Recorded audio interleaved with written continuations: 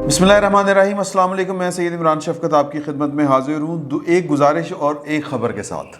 गुजारिश ये है कि जब से मैं पहले गुजारिश पे ज़रा डिटेल में थोड़ी सी बात करना चाह रहा हूँ कि जब से मैं वो सरकारी यात्रा से होके आया हूँ आमिर मीर साहब के साथ, जब हम चुके गए थे तो तब से एक वो खुर्दबीने लगा के ना लोग जो हैं वो अब वो पता नहीं वो चस्का फरोशी है कि क्या है कि वो दूरबीनें लगा के बैठे हुए हैं। सॉफ्टवेयर अपडेट हुआ है कि नहीं हुआ, अब ये देखे ना, ये अब इसने ये नाम नहीं लिया तो ये इसका सॉफ्टवेयर अपडेट हो गया, या इसने नाम, मतलब इस तरह से जज नहीं करते हैं। ये बड़ी गलत बात है, इससे ख़राबी पैदा होती है। ख़राबी पैदा ये होती है कि कमज़ोर ईमान वाले लोग जो मेरे जैसे होते हैं वो अपने आप को चैम्पियन साबित करने के लिए, ओ मेरा कोई सॉफ्टवेयर अपडेट नहीं कर सकता, तो वो ज़रा होता है ना कि माचो मैन बनने के लिए वो फिर आके ना ज़रूरत से ज़्यादा लूज़ खेलना शुरू करते हैं, गैर ज़िम्मेदारी का मुज़ाहरा करते हैं। मेरे बहुत से जो सीनियर दोस्त हैं, अहबाब हैं, उनमें से बाज़ का हल्का सा एक उनका एक ख़दशा है वो कि जी कि मैंने कुछ थोड़ा सा गैर ज़िम्मेदारी का मुज़ाहरा किया था, लेकिन मैं अभी भी मैं उनके सामने मैंने अपनी सफाई पेश की थी और मैं समझता हूँ कि मैंने अभी तक, कल को हो सकता है मुझे लगे कि मैंने गैर ज़िम्मेदारी का मुज़ाहरा किया था, लेकिन मैंने अपनी तय कोई गैर ज़िम्मेदारी का मुज़ाहरा नहीं किया था। मुझे जो ठीक लग रहा था वो मैंने किया। वो कुछ लोग कहते हैं जी पर्सनल बात, मैंने पर्सनल बात कोई नहीं कही किसी के मुतल्लिक भी, ना किसी मर्द के ख़िलाफ़ ना किसी औरत के ख़िलाफ़। अब जो लोग एक आप कह लें कि रियासती अहदेदारों के साथ जुड़े होते हैं, उनकी पर्सनल लाइफ कोई नहीं होती। पर्सनल लाइफ नामी कोई चीज़ नहीं होती। जो लीडर होते हैं, जो इवन उनके जो लगते रहते होंगे ना, उनकी भी पर्सनल लाइफ एज सच उस तरह की नहीं होती जिस तरह की एक आम शहरी की होती है। मैं उसकी मिसाल दूँ आपको कि फ़र्ज़ करें कि इमरान खान साहब के बेटे पिंडी से आएँ और सड़कें ब्लॉक कर दी जाएँ उनके लिए, या वो जनाब यहाँ पर छोले खाते हुए किसी को चपेट मार दें। मैं एक मिसाल दे रहा हूँ। या हुसैन नवाज साहब जो थे, जब वो कहते थे कि जी कि वो मेरा ऑफशोर कंपनी कोई नहीं है, मेरी कोई जायदाद नहीं है, तो वो उनकी पर्सनल लाइफ नहीं थी। वो एक वज़ीर पाकिस्तान के 3 दफ़ा वज़ीर आज़म रहने वाले साहब के साहबजादे थे, तो पर्सनल लाइफ नहीं होती। बेगम कुलसूम नवाज़ ने पॉलिटिकली एक्टिविज़म किया था, लेकिन थोड़े अरसे के लिए किया था, या फिर वो उन्होंने मजबूरी की हालत में उन्होंने इलेक्शन लड़ा था, अल्लाह ताला उनको गरीक़ रहमत करे, लेकिन पर्सनल लाइफ कोई नहीं होती। तो इस तरह जो फैमिली होती है लीडरों की, वो उनको भी बड़ा एहतियात के साथ रहना पड़ता है, और यहाँ पर तो मामला थोड़े से और हैं। तो बहरहाल ये बात मैं वो फिर डिट्रैक हो जाऊँगा मैं। तो जब आपकी तरफ से ये एक दबाव आना शुरू होता है कि ओह विक गया, ओह लिफाफा फाड़ लिया, या वो जनाब सॉफ्टवेयर अपडेट हो गया, तो फिर अपनी गैर जानिबदारी साबित करने के लिए बंदा जो है वो कोई ना कोई गैर ज़िम्मेदारी उससे हो जाती है, उसके हाथ से चीज़ें बाज़-औक़ात जो हैं वो गलत से चली जाती हैं, या कोई गलती कर जाता है। तो प्लीज़ वो जब मैं कोई कर रहा हूँ, तो फिर एक और बात होती है कि आप फिर सही खबर, या फ़र्ज़ करें कि हमारी कोई दुश्मनी थोड़ी है किसी के साथ, अल्हम्दुलिल्लाह किसी के साथ कोई दुश्मनी नहीं है, कोई फड्डा नहीं है, ना कोई फेवरेटिज़म है और ना कोई फड्डा है। बाइसेस होते हैं बंदे के। अब अगर कोई कहे बाइस कहाँ पर नहीं होता, ख़बर में बाइस नहीं होता।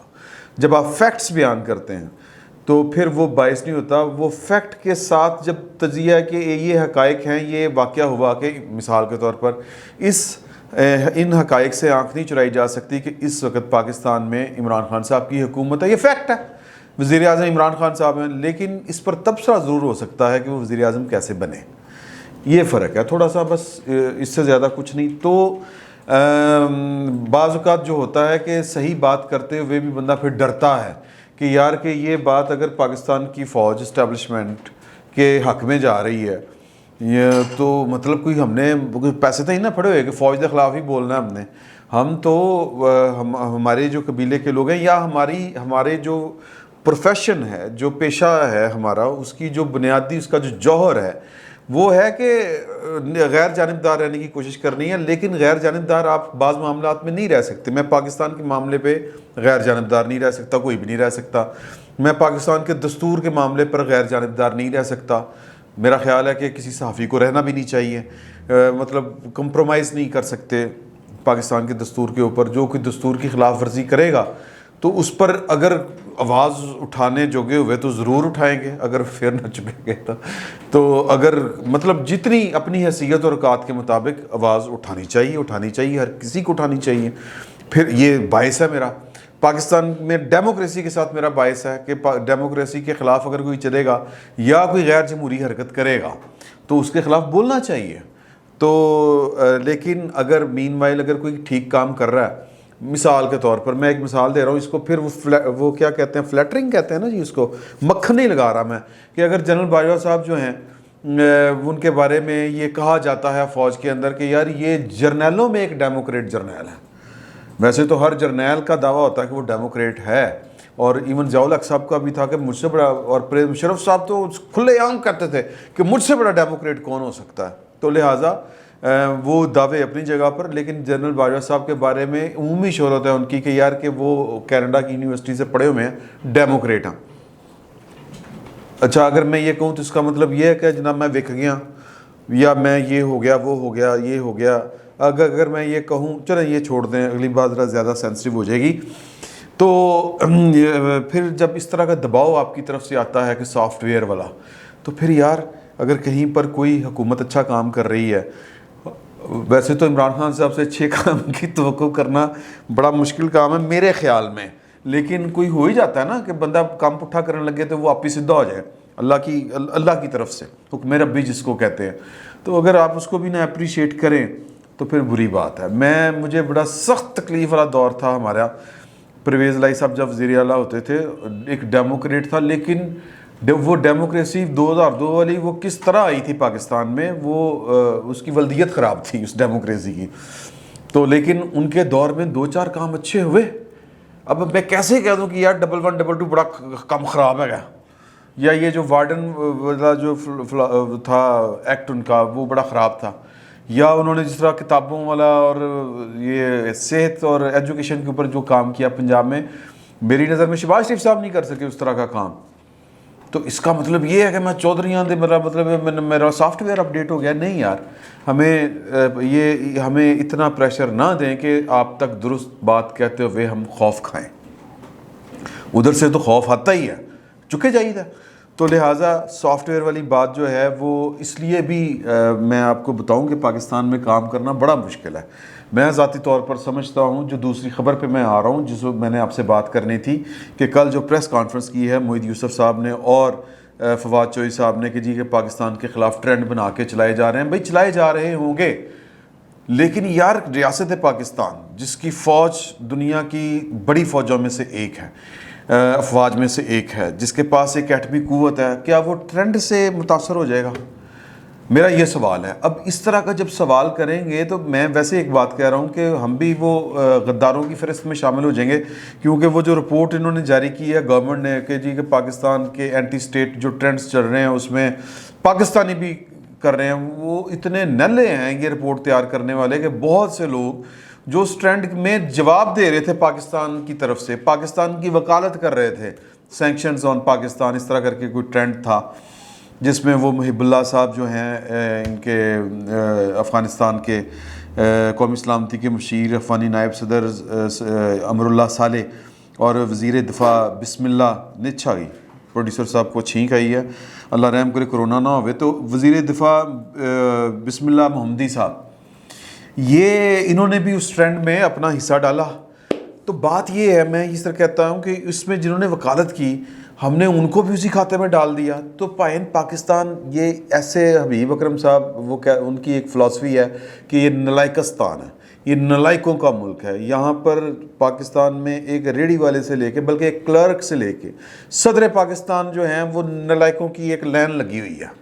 اور صحافیوں میں بھی وہ اسی طرح ہی کہتے ہیں کہ پاکستان میں جو ایک عام رپورٹر سے لے کے اور ایک اعلیٰ مدیر تک اس وقت، ویسے تو ماضی میں بڑے بڑے لوگ ہو گزرے ہیں، تو اسی طرح ماضی میں پاکستان کے بھی بڑے بڑے لیڈر ہو گزرے ہیں اور بڑے بڑے لوگ ہو گزرے ہیں، لیکن یہ میری فلاسفی نہیں ہے، حبیب صاحب کی ہے کہ نلائق. اور یہ ثابت کر دیا انہوں نے رپورٹ جاری کرتے ہوئے کہ جو پاکستان کی وکالت کر رہے تھے ان کو بھی آپ نے پاکستان کے اینٹی اسٹیٹ لوگوں میں شمار کر لیا. تو وہ ایک بندے نے ٹویٹ کیا یار خدا کا خوف کریں, پاکستان کے حق میں بولنے والا بھی آپ کی نظر میں غدار ہے.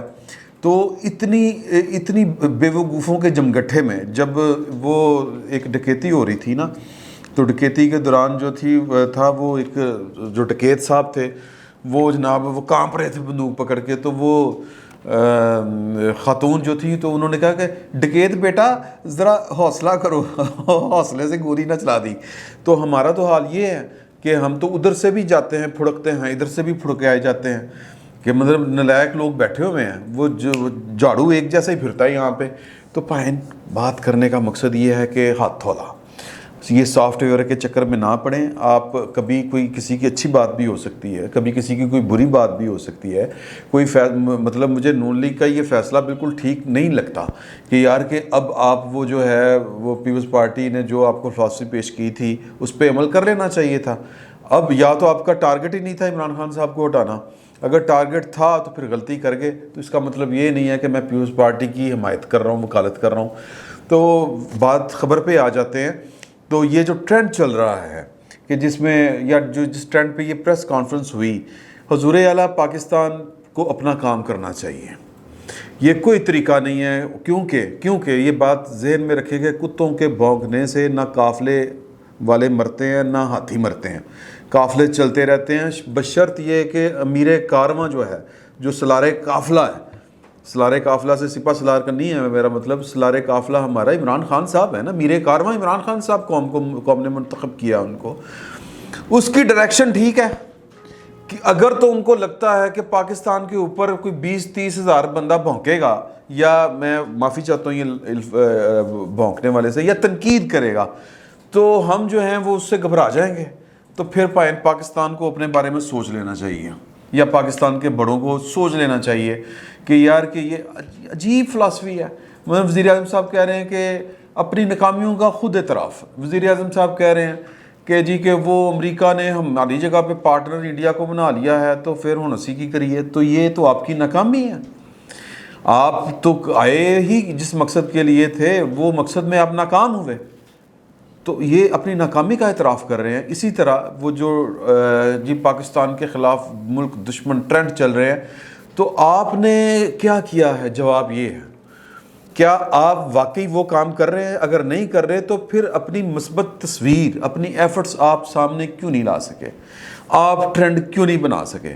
آپ کے ہاں ٹرینڈ صرف یہی بنتے ہیں, آپ کے سائبر کرائم اور دجے تجے جو آپ کے وہ سوشل میڈیا ہاؤسز ہیں, جو سیل ہیں, وہ کیا صرف صحافیوں کو اٹھانے اور اپوزیشن کو تننے کے لیے بیٹھے ہوئے ہیں کہ جی ٹرینڈ چلا دو کہ مریم فلاں, مریم یہ, تو مریم غلیظ ٹرینڈ. آپ کو ان کے علاوہ آتا کیا ہے؟ آپ تو ٹیکنیکلی ان کا جواب دینا چاہیے تھا آپ کو. مثال کے طور پر انڈیا نے وہ والی جو وہ ڈس انفارمیشن لیب جو بنائی ہوئی تھی, ڈس انفو جس کو کہتے ہیں, جس کا انہوں نے ذکر بھی کیا ہے, تو اس کے جواب میں آپ نے کیا کیا؟ جواب میں تو ٹرینڈ آپ کے ہاں تو بس یہی چلتے ہیں کہ جی کہ وہ نواز شریف چور بیمار, زرداری چور بیمار. آپ نے ابھی تک انڈیا کو کیا جواب دیا ہے؟ اتنے بڑے بڑے وہ جو انٹرنیز رکھے ہوئے ہیں, وہ کس کام کے لیے رکھے ہوئے ہم نے؟ پوری وزارت اطلاعات و نشریات, اس کا مقصد کیا ہے اگر وہ اس پروپیگنڈا کا جواب نہیں دے سکتی؟ اور دوسری بات, میں آپ کو ایک بات بتاؤں کہ آپ بڑی آسانی سے آپ نے پاکستان کے پی ٹی ایم والوں کو آسانی سے غداروں کی فہرست میں شامل کر دیا کہ جی کہ ان کو انڈیا سے سپورٹ ہو رہی ہے. ان کی شکایات دور کر دیں, سادہ سا فارمولہ ہے, معاملہ ٹھیک ہو جائیں گے. سیاسی معاملات ہیں, اور ان کو اب مسئلہ یہ ہے پاکستان میں کہ جو گڑبڑے ہیں وہ تو ہم نے ٹھیک نہیں کرنی, رویے ہم نے ٹھیک نہیں کرنے. رویے سے مراد یہ ہے کہ اپنا کام نہیں کرنا, مطلب انی پانی ہے. اب اس پر اگر کوئی اعتراض اٹھائے, میں ایک سوال پوچھتا ہوں کہ وہ جو سینکشن پاکستان جو ٹرینڈ چلا ہے وہ افغانستان میں ہماری ناکام پالیسی کی وجہ سے چلا ہے, تو ہم 20 سالوں میں کوئی پالیسی کیوں نہیں بنا سکے افغانستان سے متعلق؟ ہم آج بھی اتنے ریلیکٹنٹ کیوں ہیں کسی ایک سائیڈ پہ ہوتے ہوئے؟ نیوٹرل رہ کس طرح سکتے ہیں آپ دو متحارب گروپوں کے درمیان؟ اور وہ بھی ایسی صورت میں کہ آپ کے وہ ہمسائے میں بیٹھے ہوں اور تاریخ ہو. یا تو ہو نا کہ آپ نے 70,000 بندے نہ مروائے ہوں اپنے، یا اس سے پہلے آپ نے وہاں پر جہاد میں لوگوں کے بچوں کو نہ بھیجا ہو. تو ناکامیاں اپنی ہیں اور الزام ہم دوسروں پہ لگا رہے ہیں. تو چیزیں قبلہ درست کرنے کی ضرورت ہے، ہاؤس ان آرڈر کرنے کی ضرورت ہے. باجوہ صاحب نے کہا تھا، اس سے پہلے نواز شریف صاحب کہا کرتے تھے ڈان لیگس آ گئی تھی. تو چلیں اب تو کوئی پولیٹیکل لیڈر نہیں ہے والی بات کر رہا، اب تو باجوہ صاحب خود کر رہے ہیں بات کہ ہاؤس ان آرڈر کرنے کی ضرورت ہے تو کر لیں. یہ جی یہ پی ٹی ایم کے 20,000 وہ پاکستانی ہیں حضور اعلیٰ، 20,000 بندوں کے خلاف غداری کے مقدمے درج کرائیں گے، کیا کریں گے؟ آسان حل ہے کہ ان کی شکایت دور کر دیں. مطلب وہ جو تجربہ ہم نے بنگلہ دیش میں، مشرقی پاکستان میں کر کے مطلب دیکھ لیا زور زبردستی کر کے، تو ہر جگہ پہ زور زبردستی نہیں کرنی چاہیے. صرف اگر کسی کو یہ گمان ہے کہ جناب کہ صرف وہ جغرافیائی پوزیشن کی وجہ سے ہمارا کوئی کچھ نہیں بگاڑ سکتا، یہ خام خیالی ہوتی ہے. میں اس سے زیادہ بات نہیں کرنا چاہتا. یہ پاکستان کے خاک میں بدہن یہ ٹھیک بات نہیں ہے، لیکن یہ سوچنا ہمارا کام نہیں ہے، سوچنا انہی کا کام ہے جو سوچ نہیں رہے. تو ایک گزارش تھی، ایک یہ خبر تھی، اس کے اوپر بھی حکومت کو اپنا طرز عمل ٹھیک کرنا چاہیے. باقی کسی کو غدار کہہ لیں، ٹرینڈ چل رہے ہیں، یہ ہو رہا ہے، ٹرینڈوں سے کچھ نہیں ہوتا. آپ اپنا کام کریں، لوگوں کو چھوڑیں. لوگ باتیں تو پھر کرتے ہی رہتے ہیں. فی الوقت اتنا ہی. بہت بہت شکریہ آپ کا.